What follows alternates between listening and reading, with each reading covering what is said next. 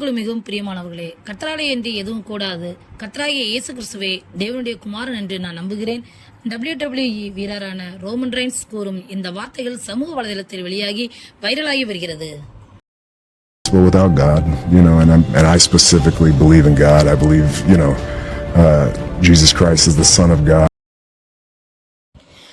WWE என்ற மல்யுத்த போட்டியின் மூலம் மிகவும் பிரபலமானவர் தான் ரோமன் ரெய்ன்ஸ். இவர் சில நாட்களுக்கு முன்பதாக WWE முக்கிய நபரான ஸ்டெப்னி நிக்மேன் என்பவருடன் கலந்து கொண்ட நேர்காணலில், ஸ்டெப்னி நிக்மேன், உங்கள் வாழ்க்கையில் விசுவாசம் எந்த அளவுக்கு முக்கியமானதாக இருக்கிறது? அதற்கு பதிலளித்த ரோமன் ரெய்ன்ஸ், கர்த்தராலே என்று எதுவும் என் வாழ்க்கையில் கூடாது என்று நான் நம்புகிறேன். நீங்கள் கிறிஸ்தவராகவோ அல்லது முஸ்லீம்களாகவோ இருந்தாலும் தேவனுடைய குமாரன் இயேசு என்று நம்பினால் அது மிகவும் முக்கியமானது, நல்லது. நம்மை விட மேலானவற்றில் நம்பிக்கை கொள்வது நல்லது, அது இம்பார்ட்டன்ட் என்று கூறுகிறார்.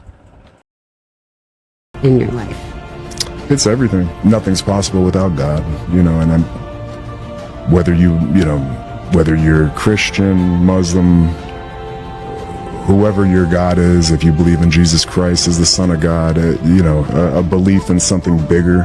We need something that's bigger than us. எந்த ஒரு தனி நபராகவோ அல்லது குடும்பத்தினராகவோ இருந்தாலும் அவர்கள் வெற்றிகரமான வாழ்க்கைக்கு தேவன்தான் என்று புரிந்து கொள்ள வேண்டும்.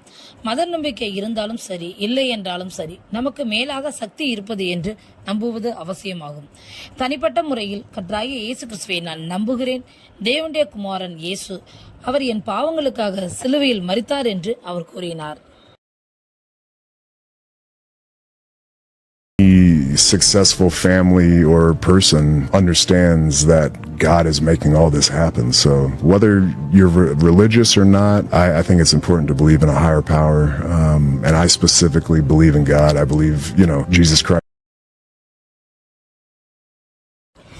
பிரபல WWE வீரரான ரோமன் ரெய்ன்ஸ், நான் கர்த்தரை நம்புகிறேன் என்று சொன்ன வார்த்தையானது வலைதளத்தில் பரவி மிகவும் வைரலாகி வருகிறது, அனைவராலும் பகிரப்பட்டும் வருகிறது.